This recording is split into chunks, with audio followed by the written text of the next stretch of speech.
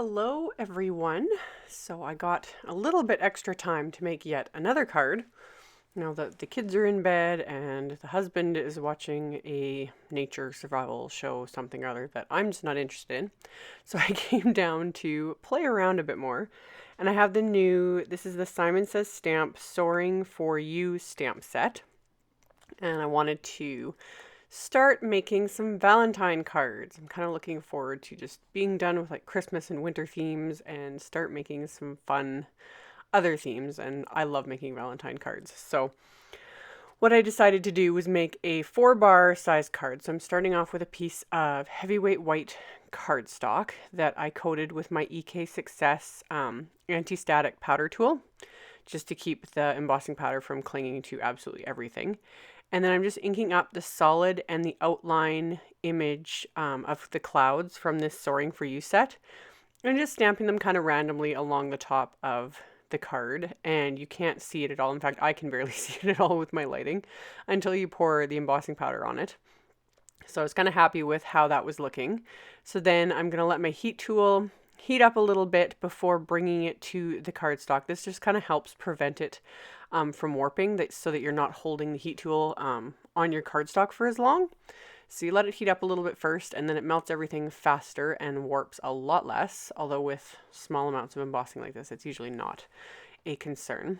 But once it's all melted, I just used a detail clear embossing powder. And again, it still doesn't look fabulous. But now I'm going to pull out my distress inks. I'm starting with Tumbled Glass, just my little mini distress pad here, and the little mini ink blending tool, which I absolutely love.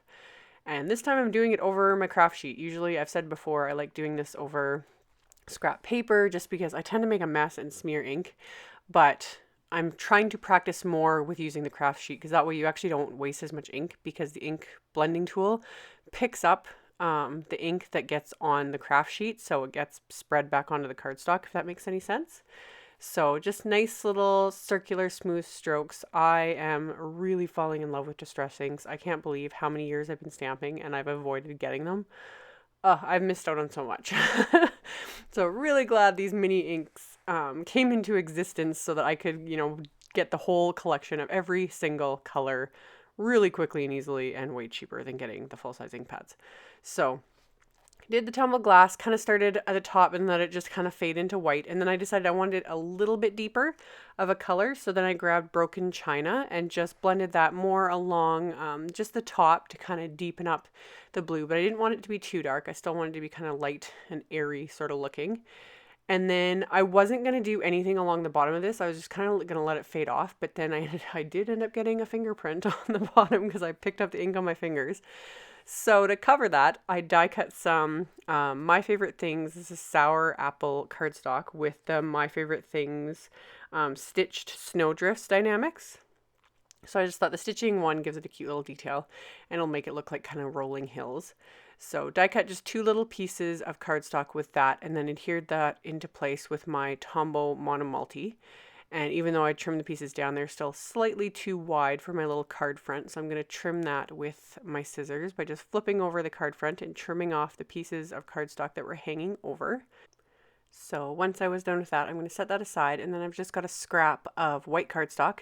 I'm going to coat it again with my anti-static powder tool. And then I'm inking up one of the little kite stamps from the set. This is My Favorite Things Razzleberry Pigment ink. So inking up the stamp with that and stamping it onto the scrap of cardstock. I could have used any ink for this. It didn't have to be a pigment ink, but I decided I wanted to emboss it with the same clear embossing powder just to give it a little extra something and that shiny finish. So I stamped it with pigment ink because it dries a lot slower and is perfect for embossing. And then again, let my heat tool heat up for a few seconds and then melted the embossing powder. And then I'm just using my scissors to trim this out. So really easy because it's just 4 straight lines. And decided to trim it out with just a little bit of a border. Just cause, no rhyme or reason, just cause I could. So trim that out. And this set actually comes with little, little tails, a couple different options for tails to stamp. But because of the way I did my card, there wasn't really a spot to stamp the tails because I didn't want to stamp it over the embossed clouds because it would resist the ink unless you used a permanent ink. It just was too much. So I was like, you know what, I'm going to create my own little tail, and that will also give the card a little extra something. So I've got just some DMC black heavyweight thread here, and cut down a couple pieces of just regular Scotch tape and taped the thread to the back of the kite. And then to embellish the tail, I just grabbed some of my doodle twine. And this would look really cute if you could tie it in tiny little bows, but that would take forever and ain't nobody got time for that. That would be so finicky. So I just tied them in little knots and then just trimmed off the edges and kind of roughed them up a little bit. I just did that a few times. So it's got a cute little embellishment on the tails. And then to adhere the kite to the card front, I just grabbed a couple of little dimensionals so that it would pop it up with some dimension. And then I'm going to adhere that into place. And then I didn't want the tail just like hanging there and looking weird.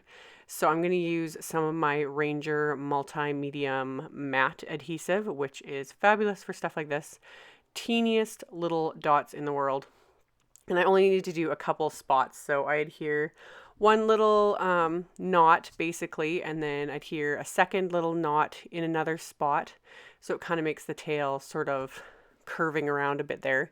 And then finally adding a tiny bit more adhesive there along the edge just to adhere the last little bit. And that's all there is to it. So it takes a little while to dry. At first, it doesn't seem like it's doing anything. Like you have to be really careful not to bump it or anything, but give it a couple minutes and it dries like a rock and that stuff is not going to move. So I love this adhesive. It's another thing that I wish I had known about forever ago. So being careful not to move that tail around, I stamped the sentiment with Hero Arts black ink, and the sentiment is from the same stamp set. And then trimmed off the tail of the kite, leaving a little bit to hang over the edge just because I think it just looks cuter that way. And like I said, this is a 4-bar card, so it's 3.5 inches wide by 9 3/4 piece of cardstock. And then I just lined it up on my paper trimmer at the 4 7/8 mark, and then used my Teflon bone folder to score it. And that thing scores like a dream. Yeah, this whole video is all like all these products that I've discovered recently and absolutely love that everyone's known about forever. So after I created my card base, I'm popping up the card front with some foam tape and then getting that adhered onto my little card. And then once that's done, I want to finish off the inside, keeping it super, super simple. Just a sentiment from the set that I inked up with the same Hero Arts black ink, stamp that. And then for my little embellishment, it's just a heart from the stamp set that I inked up with the same My Favorite Things Razzleberry pigment ink. And that's all there was to it. So as always, I will post a link below the video. There'll be links to all the supplies used, as well as a link to my blog post that you can check out as well, because that's where I post like the pictures and whatever other random ramblings I have going on. Thank you guys so much for watching and subscribing and thumbs upping my videos, and I will hopefully see you all very soon in the next one. Bye!